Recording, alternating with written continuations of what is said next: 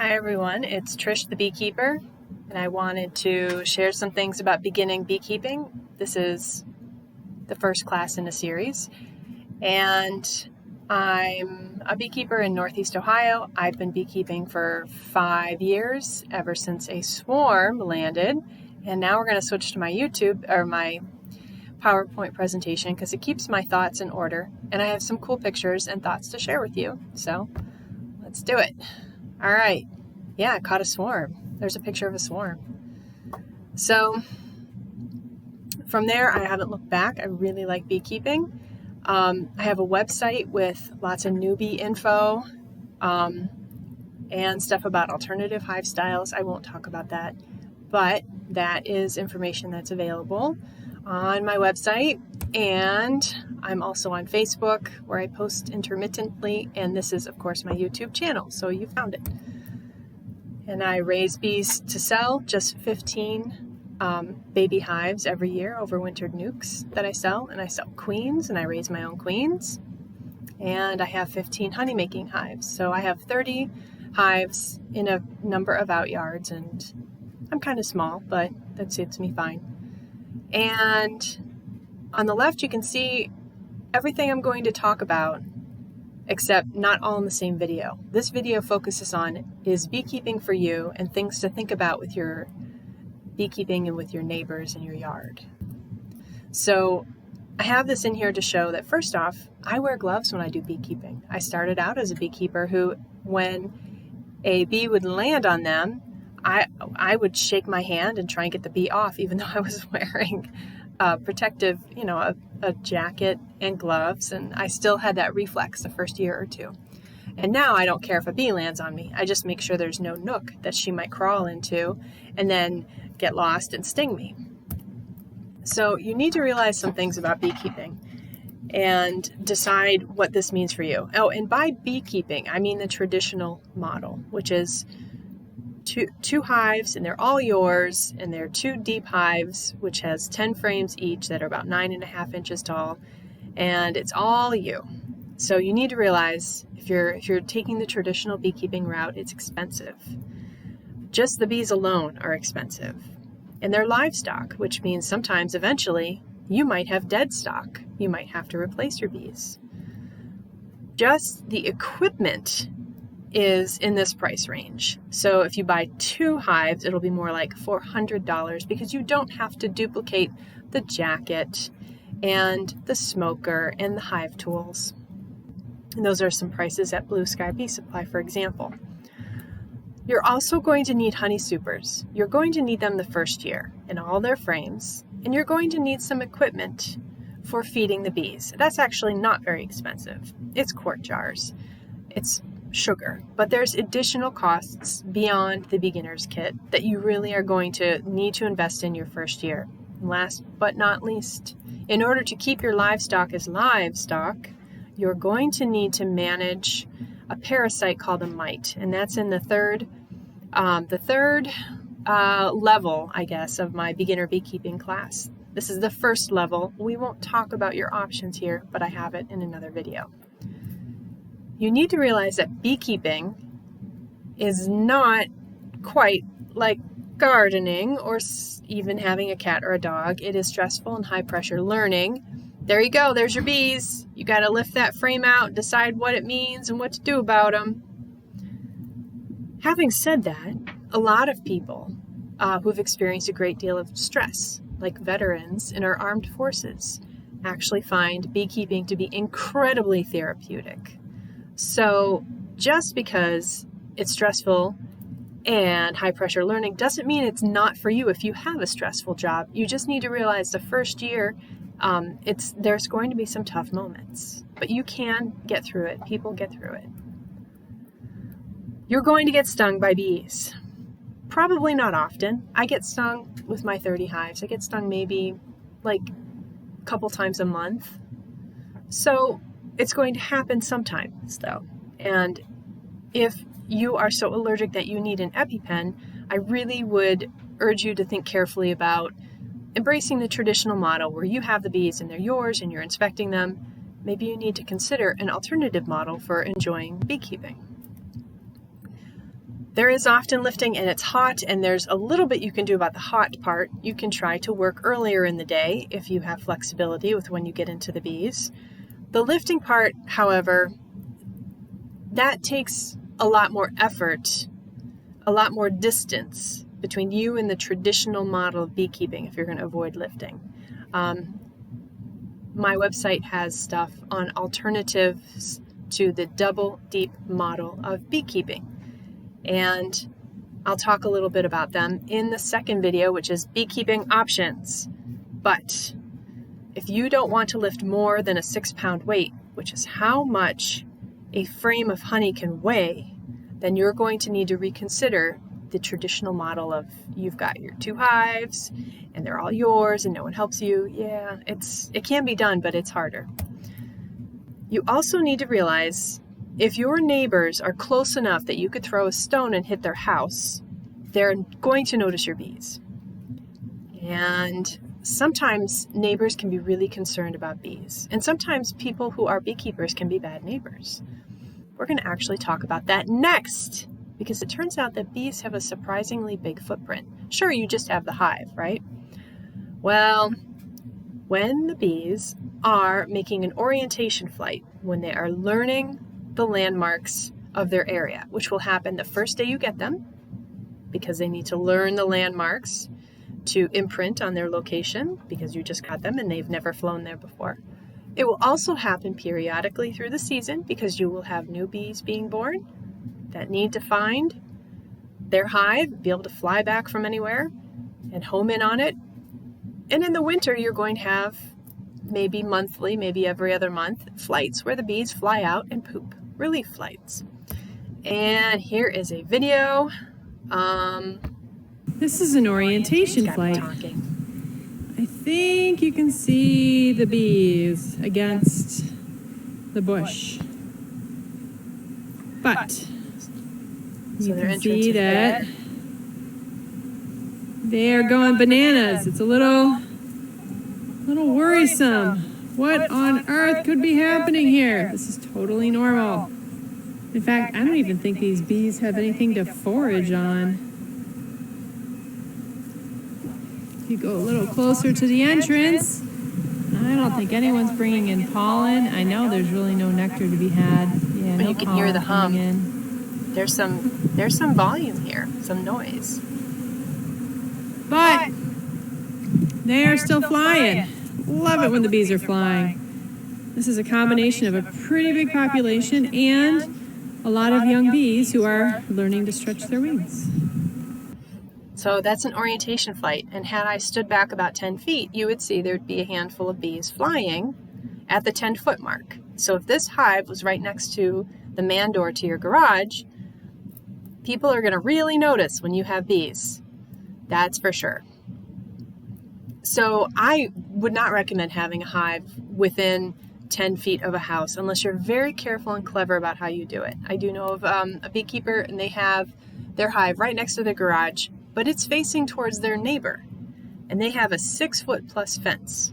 So the bees fly out and up, and then no problem. You really wouldn't notice that they're there. But when they do this, you're going to hear it. This will last maybe 20 minutes, but it's still going to happen sometimes. This is okay. Oh, right. Okay. So next, sometimes the bees have orientation or relief flights, and they're flying in more or less a circle, maybe 10-foot radius around the hive. But always, when it's a fly day and they are flying, they are going to need to fly straight out from their hive and not encounter obstacles, unless it's a fence, maybe 5 feet out and 5 feet tall. It's totally fine. They'll fly up and out. But you don't want that to be a person's head, 5 feet out and 5 feet tall. Let's see. Here is a brief video showing. This is the same hive that was having an orientation flight. That's what it would typically look like. Just saw a forager going with pollen. Oh, there's another one. Now, the orientation flight's over. The flights you see now are from foragers. They may or may not be bringing something back in. Oh, I wish I had pulled back more, because you'd be able to see them flying from about 5 feet out, and they're flying, and they're really not looking where they're going. They've kind of memorized where they're going. Then when they get within a foot of the hive, they'll slow down and hover. So if you are standing in the not really looking where they're going zone, they can literally run into you and they will be stressed by this. So you don't want any people potentially walking in there. Oh, and now we're on water source. They need a constant water source, especially if your neighbors have pools. Here's an example of a water source. And the bees are really good at drowning. So you need something that when it gets full of water from the rain, will have islands for the bees to land on and carefully walk in. Bees like water that has a smell, like the smell of decaying vegetation or the smell of chlorine from a pool. Bees are totally fine with chlorine. Doesn't bother them at all. They love it. So I have actually put a cap full of chlorine in my 2-gallon watering can to try and simulate a pool because bees were getting into the pools next door. So you'll need to think about how you're going to be supplying this because refilling it daily is a chore and you don't want it to go dry. All right, lastly, bees can be a hazard in a fenced area. If you have a small yard and you're going to have a dog in that yard, please consider a doggy door where they can get in the house at will, because if something happens and the hive is knocked over and the dog cannot go around a corner where the bees can't see it, the dog could get stung and it could be a very dangerous situation. Also, if you have children who'll be playing back there, I would really, really encourage you to have a fence and make sure the kids can easily get around a corner if, 1 in a million chance the hive spontaneously falls over. Okay. This is the last topic in part 1 of 3 parts of our first level of beekeeping classes, hive placement. These are the things you're thinking about if you're considering, is it realistic for me to be a beekeeper? Well, you need to think about where you're going to put the hive. It's good to think about what's good for the bees and what's good for the beekeeper and what's good for the neighbor. So, what do the bees need? They need sun. They benefit a lot from sun on the hive for at least a few hours. If you can't do that, they'll be okay. Ideally, you're going to face them south or east, and definitely they need wind shelter. This is a hive with a wind fence, so you can put some poles in the ground and just strap some fence up. That's specifically called wind fence, but the fence that's used to stop snow drifting works just as well. Behind this hive, there's a big bush. Over time, that bush has grown, so I can't put hives as close to this bush anymore as it is now, because it's kind of actually supposed to be a pine tree that looks like it was capped at the top and then has grown out more than up. So wind protection is important. You don't want to put them within 6 inches of the ground. Really, they should be higher than 6 inches because the grass will grow and it's easy for mice to get in if it's close within if the base of the hive is within less than 6 inches from the ground. You want to know whether or not that area gets really swampy or mucky. If it does, then it can be unstable for the hive and it's hard and a little dangerous for you to walk around when it's gushy. You definitely want to know if it floods, so you'll want to visit it ideally for the winter season a couple of times a month, see how it fares. You really want to avoid putting the hive under a dead tree because the dead tree can fall down, which is what happened to this tree in the foreground. This was the base it was standing on. This is literally what the base was. It's in 3 pieces. And this is the hive with bees in it, upside down. The bees were fine. We got them set back up on a new base and in a new box because there's a corner out of it. And we haven't finished the winter yet, so we don't know if they've made it through, but they should be fine. So it's good to take some care with where you site the hive, that it's not next to a dead tree. Can't do that. I wouldn't have guessed this tree was dead when I was in the yard, other than the fact that it fell over. But if that's something that you can look around and catch, it's a good thing to not place the hive within range of falling branches or a dead tree. Okay, good to think about these things for the bees for hive placement, but what about the beekeeper? When grass grows, and it can get waist high, it's going to be difficult for the bees to get into their entrance if grass is in the way. So in this case, I had to take the mower and mow around the base of the hive. And it's actually, when the bees are flying, as long as I wear my veil and I just make a couple of passes, they don't chase me or bother me. They're most bothered if any of the grass clippings are evacuated from the mower into the entrance, which would not happen at all here, which is another advantage of having a taller hive stand. So weed whacking around here is also not too big of a deal. You're below where they're flying in, so they don't really care. So what's even better, though, is if you have taken the time to have a pad that there's, landscaping cloth under here and then stones. And this way, you don't have to worry about mowing at all, except within like the 2-foot radius or the 2-foot edging, 2 feet or further from the hive. And the bees would really not notice you. And these hives are actually then facing a brushy area, which is the edge of the property, and then it's a field. Nobody's in the field because it's a soybean field, corn field. And this is a pretty ideal situation. Okay, what's good for the beekeeper? It's good to not have the hive with their flyway crossing where people would walk. So if it is going to be flying pointed out towards where people could walk and not realize there's bees there, you can put a fence up. There's a beekeeper who has their hive in the middle of their yard. It's actually very shady, but the bees are doing fine. And they have a 6-foot fence making a bee pad that's about 20 foot by 20 foot. So this way they know the dog and the kids are not going to run and bump into the hive or throw something on the hive. It's really, that way they have peace of mind. And don't forget, they have a pretty big footprint when they're doing an orientation or relief flight. If this is something where you and your neighbor's house are within 6 feet and you're going to have the hive close enough to the neighbor that an orientation flight is going to cross onto their property line, they're probably going to notice it happening. I really recommend, if you're going to be in that situation, have some talks with your neighbor and make sure the lines of communication are open about whether or not there's an issue. Okay. You really want there to be access to a wagon or cart because it's so much easier to carry hive supers and jugs of sugar syrup with a wagon or cart or wheelbarrow. And it's really nice if there's shade after 2 o'clock, but mine don't have that and we manage. And you want there to be room to move and for a spare box. So if there's only room for the hive and then you against one side, I would say that's suboptimal and look for a wider spot. If that's all you have, then if you catch a swarm, you're going to be in a pickle. So good to think about that. Or if you have to make a split. Okay, and that is the end of Level 1, Part 1, considering should you get bees in the traditional model where it's your hive, it's a double deep setup, and you're running solo. Because it's hard. I do want to mention it's hard to move a hive. You can move them 2 miles or you can move them 2 feet in a day. But the bees really imprint on the hive location. And if you move it over a foot, they're going to fly to where the hive was for their first few return trips. And then over the course of the day, they figure it out.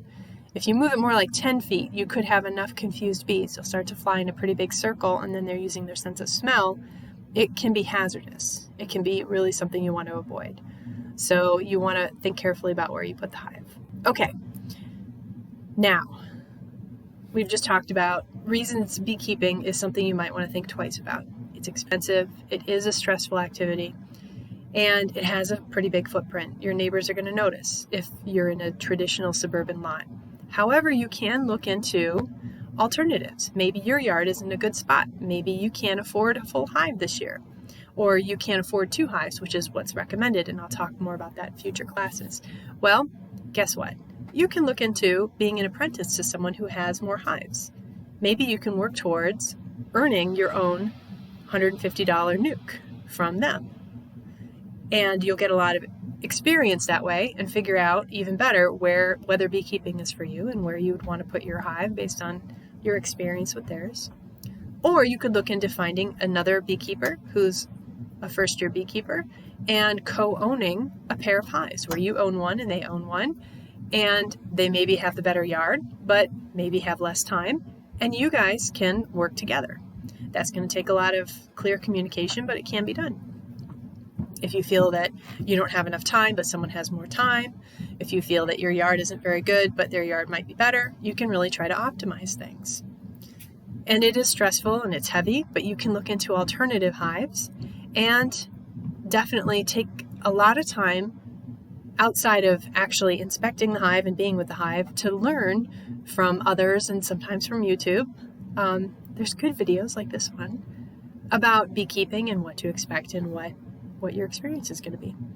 Okay, that's it. Thanks for watching and happy beekeeping.